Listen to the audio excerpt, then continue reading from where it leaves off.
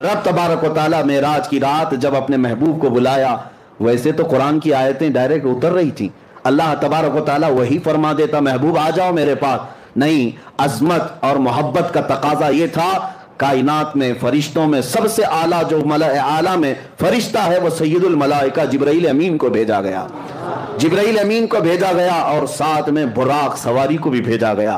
محبوب میرا جبرائیل کے اٹھانے کے بعد براق پر سواری کرتے ہوئے آئے، حضور نے خود فرمایا میں حتیم حرم میں یا حرم کا جو حصہ ہے مطاف، وہاں پر حضور صلی اللہ تعالیٰ علیہ وسلم آرام فرما رہے تھے، جبرائیل امین رات کے وقت آئے، 3 مرتبہ حضور پاک صلی اللہ علیہ وسلم کے پاس ہوا ہے، اور تیسری مرتبہ حضور صلی اللہ تعالیٰ علیہ وسلم جب بیدار ہوئے تو عرض کیا کہ آقا رب ذوالجلال آپ کو اپنے جلوہ خاص میں دعوت دے رہا ہے، آپ چلیں سفر پر۔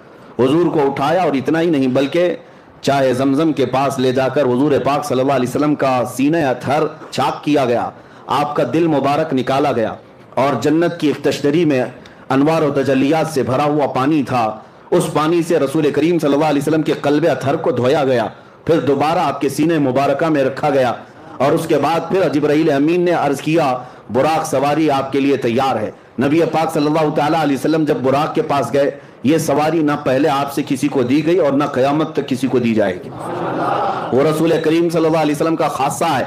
وہ براق کیسی سواری تھی خود حضور فرماتے ہیں، خچر سے تھوڑا سا چھوٹی اور گدھے سے تھوڑا سا بڑی، خچر اور گدھے کے درمیانی حصہ تھا، اور اس سواری پر جب حضور صلی اللہ علیہ وسلم تشریف لے جانے لگے وہ شوق سے اچھل کود کرنے لگا۔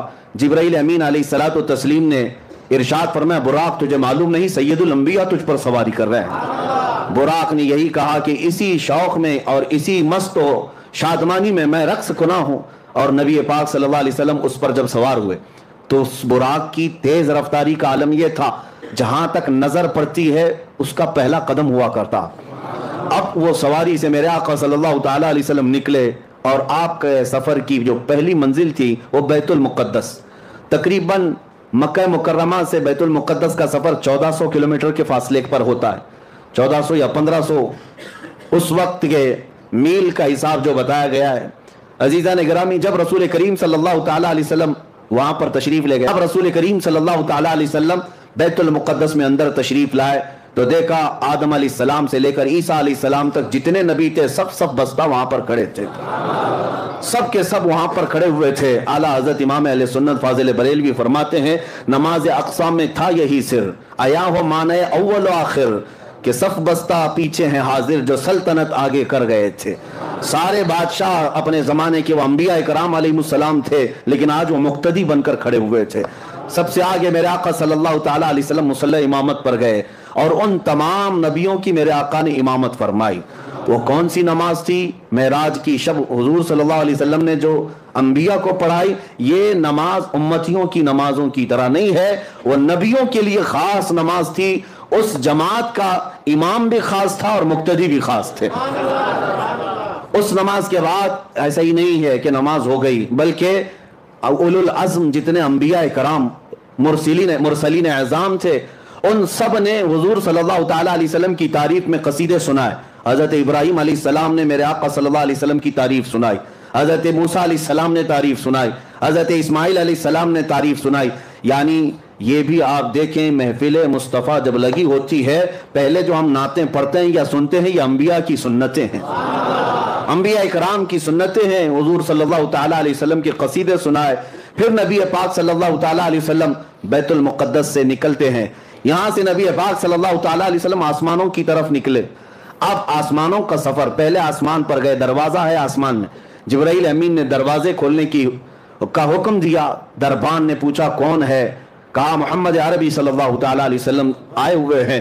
دروازہ کھول دیا گیا، پہلے آسمان پر جب گئے وہاں حضرت آدم علیہ السلام سے میرے آقا کی ملاقات ہوئی، وہاں پر ملاقات کے بعد دوسرے آسمان پر حضور صلی اللہ علیہ وسلم تشریف لے گئے، دوسرے آسمان پر جب نبی پاک صلی اللہ علیہ وسلم تشریف لے گئے وہاں پر بھی دروازہ کھولا گیا، دوسرے آسمان پر عیسیٰ علیہ السلام اور یحییٰ علیہ السلام سے ملاقات ہوئی، تیسرے آسمان پر گئے रसूल करीम सल्लल्लाहु ताला अलैहि वसल्लम वहाँ हज़रत यूसुफ अलैहि सलाम से मुलाकात हुई। चौथे आसमान पर गए, नबी पाक सल्लल्लाहु ताला अलैहि वसल्लम की वहाँ पर मुलाकात हज़रत हारून अलैहि सलाम से। पांचवें आसमान पर हज़रत इदरीस अलैहि सलाम से मुलाकात हुई। छठे आसमान पर उलुल अज़्म पैगंबरों में से सैयदना कलीमुल्लाह मूसा अलैहि सलाम से मुलाकात हुई। उनके बाद फिर सातवें आसमान पर पहुंचे।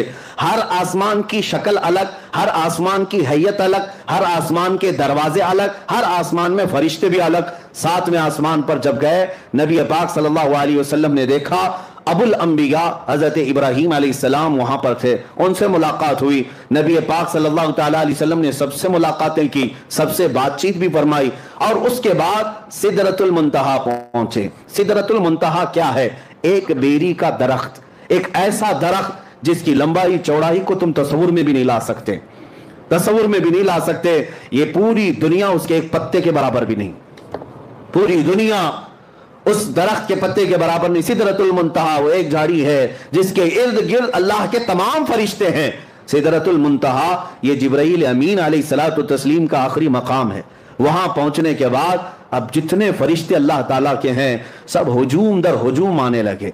और यह हदीस पाक में है, सारे फरिश्ते आकर अल्लाह रब्बुल इज्जत की बारगाह में अर्ज करने लगे, ऐ मौला, आज तेरा महबूब तेरे कुर्ब के और तेरे विसाल की लज्जतें पाने के लिए सफर मेराज पर आया है। इससे बेहतर मौका हमें नहीं मिलेगा, एक बार तेरे हबीब के दीदार का मौका अता किया जाए। अल्लाह रब्बुल इज्जत की तरफ से मलए आला तमाम फरिश्तों को इजाजत दी गई। हुजूर सल्लल्लाहु ताला अलैहि वसल्लम इरशाद फरमाते हैं, मैं सिदरतुल मुंतहा के पास था, फरिश्ते हुजूम दर हुजूम आते और जियारत करते, दुरूद पढ़ते और निकलते चले जाते। वो कैसा समा था, वो कैसा नूर का वो माहौल था कि इस लम्हे, ये कितने लम्हे गुजरा, कितना जमाना गुजरा, हम में से कोई इदराक नहीं कर सकता, तस्वुर नहीं कर सकता। सिदरतुल मुंतहा के सफर के बाद, सिदरतुल मुंतहा के बाद बुराक को भी छोड़ दिया गया, जिब्राइल अमीन भी वहां रुक गए और हुजूर सल्लल्लाहु अलैहि वसल्लम ने उनसे कहा कि चलो जिब्राइल आगे। तो जिब्राइल कहने लगे, लौ दनौ तो अनमुलतन, अगर मैं एक राई के दाने के बराबर भी आगे बढ़ जाऊं तो अल्लाह की तजल्ली से मेरे पर जल जाएंगे। इससे ज्यादा की लिमिट नहीं है, इससे आगे नहीं जा सकता। आप तशरीफ ले जाएं, आपका रब आपका हामी व नासिर है। नबी पाक सल्लल्लाहु अलैहि वसल्लम उसके आगे का जो सफर फरमाते हैं। फिर भी अभी एक सवारी लाई गई जिसको रफरफ कहा गया। रफरफ ये बुराक से भी कई हजार दर्जे तेज रफ्तार, बुराक से कई हजार दर्जे तेज रफ्तार। उसमें जब नबी पाक सल्लल्लाहु ताला अलैहि वसल्लम सवार हुए तो जहां तक जिब्राइल की नजरें जाती थी वहां तक रफरफ गया। फिर हुजूर सल्लल्लाहु ताला अलैहि वसल्लम को रफरफ से भी उतरने का हुक्म हुआ। रफरफ से जब आप सल्लल्लाहु अलैहि वसल्लम उतर आए तो उस सवारी को भी छोड़ दिया गया। अब हुक्म हुआ कि अब महबूब अकेले जाएं, इससे आगे अब किसी का सफर नहीं है, अब आप अकेले जाएं। अब जिस जगह मेरे आका सल्लल्लाहु अलैहि वसल्लम गए उसको कहते हैं ला मकान। उसको क्या कहते हैं? ला मकान। ला मकान का मतलब होता है मकान है ही नहीं, जगह है ही नहीं, क्या बोलोगे उसको? उसका नाम क्या है?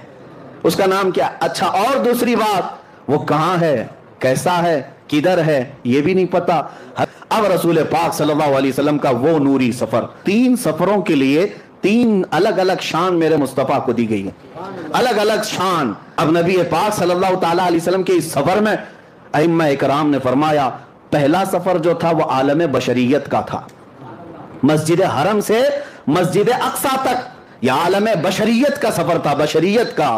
और अब से यहां से बैतुल मुक़द्दस से सिदरतुल मुंतहा तक नबी पाक सल्लल्लाहु अलैहि वसल्लम की नूरानियत का सफर था।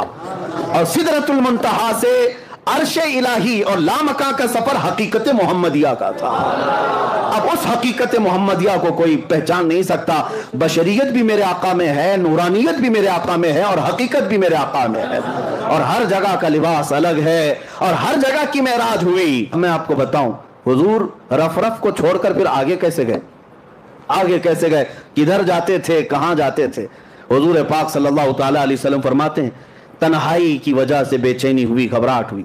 किसी को होती है, बशरियत का तकाजा हो, या ऐसी जगह पर पहली मर्तबा आमद जो जगह ही नहीं, वहां क्या है, सिर्फ नूर ही नूर है। नबी पाक सल्लल्लाहु अलैहि वसल्लम जिस लामकाम में गए थे वो नूरुन अला नूर है, वहां कोई सिमत नहीं थी। अब नबी पाक सल्लल्लाहु ताला अलैहि वसल्लम जब आगे बढ़ने लगे پھر رک گئے، آگے بڑھنے لگے، پھر رک گئے. بلا تشبیہ بلا تمثیل، میرے مصطفیٰ رب ذوالجلال کے قرب میں جا رہے تھے، بلایا گیا قاصد بھیج کر، بلایا گیا سواری پر بٹھا کر، لیکن جب اس جگہ پر پہنچے جس جگہ کا نام ہی نہیں ہے، تو رب تبارک و تعالیٰ نے ارشاد فرمایا قف یا محمد ان ربک یصلی، اے محبوب رک جائیں، آپ کا رب خود قریب آ رہا ہے. اب کتنا قریب آیا، کتنا قریب آیا. اب سورہ نجم کی آیتیں سنو. رب تعالیٰ فرماتا ہے ثم دنا فتدلا فکان قاب قوسین او ادنا، پھر وہ قریب ہوا اور قریب ہوا، پھر وہ قریب ہوا اور قریب ہوا، اتنا کہ دو کمانوں کے بیچ کا جو حصہ ہوتا ہے اس سے بھی زیادہ قریب ہوا. اب یہ جو استعارہ اس کو کہتے ہیں عربی میں، تشبیہ دی گئی کمان سے، کمان. اس کے بعد کیا ہوا، وہاں پر رب ذوالجلال کو محبوب رب نے، حضور پاک صلی اللہ تعالیٰ علیہ وسلم نے اپنے ظاہری آنکھوں سے دیکھا، صرف تجلی کو نہیں پوری ذات الہی کو دیکھا. قریب اتنا ہوئے. اب اس کے بعد کتنی دیر رہے، کیا باتیں ہوئی، یہ محبوب و محب کے راز ہیں. فَأَوْحَا إِلَىٰ عَبْدِهِ مَا أَوْحَا، قرآن میں یہ ہے کہ اللہ نے اپنے حبیب پر وحی کی جو وحی کی.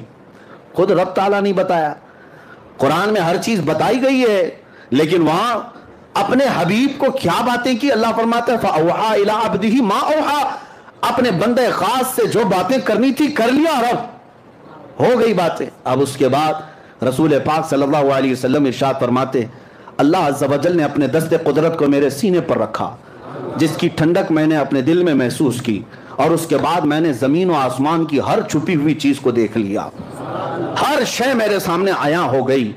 پھر اعلیٰ حضرت اسی کو فرماتے یا رسول اللہ، سر عرش پر ہے تیری گزر، در فرش پر ہے تیری نظر، ملکوت و ملک میں نہیں کوئی شے وہ جو تجھ پہ عیاں نہیں، اور کوئی غیب کیا تم سے نہاں ہو بھلا، جب نہ خدا ہی چھپا. سب سے اعلیٰ دنیا میں کوئی چیز آپ کو لگتی ہو تو آپ اپنے حساب سے عقل سے سوچتے ہوں گے آسمان سب سے بلند ہے فلاں اس سے، لیکن پوری کائنات کو بنانے والا رب العالمین ہے. اس رب العالمین کو جب رسول پاک نے اپنی آنکھوں سے دیکھ لیا، خدا دیکھ لیا، تو پھر خدائی کیا رہ گئی. خدا کو دیکھ لیا تو پھر خدائی کوئی چیز باقی نہ رہی، سب دیکھ لیا میرے آقا صلی اللہ علیہ وسلم نے. اب رب العالمین کے جلوے خاص سے جب آنا تھا تب واپس ہوئے، اور کتنے سال تھے، کب آئے، یہ نوری سفر ہے، اس میں کوئی بتا نہیں سکتا. واپس جب میرے آقا صلی اللہ تعالیٰ علیہ وسلم تشریف لائے تو آپ کو پتا ہے چھٹے آسمان پر حضرت موسیٰ علیہ السلام سے ملاقات ہوئی. تو ابھی جو آپ سن بھی رہے تھے اور اس سے قبل سنے بھی ہوں گے، موسیٰ علیہ السلام ملاقات کیے، 50 نمازیں تھیں، کہا کہ آپ کی امت اتنی نہیں پڑے گی، کم کرا کر لائیں. حضور صلی اللہ تعالیٰ علیہ وسلم واپس تشریف لے گئے، 5 کم کرائے. یہ بار بار آتے تھے، بار بار جاتے تھے، 5 کم ہوتی تھی، 9 بار حضور گئے، 9 بار حضور پاک گئے، اور 9ویں بار جب واپس تشریف لائے 5 بچی رہ گئی. حضرت موسیٰ علیہ السلام اس وقت بھی کہہ رہے تھے کہ اور کم کرا لی تھی. حضور صلی اللہ تعالیٰ علیہ وسلم نے ارشاد فرمایا اب مجھے حیا آتی ہے میرے رب کے پاس اور کم کرانے کے، لیکن اللہ رب العزت نے اپنے محبوب سے فرمایا جاؤ محبوب آپ اپنی امت کو یہ 5 دے دیں، لیکن اللہ ثواب 50 کا ہی عطا کرے. 5 پڑھو گے لیکن ثواب 50 کا ہی دیا جائے گا، اس میں کوئی کٹوتی نہیں کی گئی ثواب میں.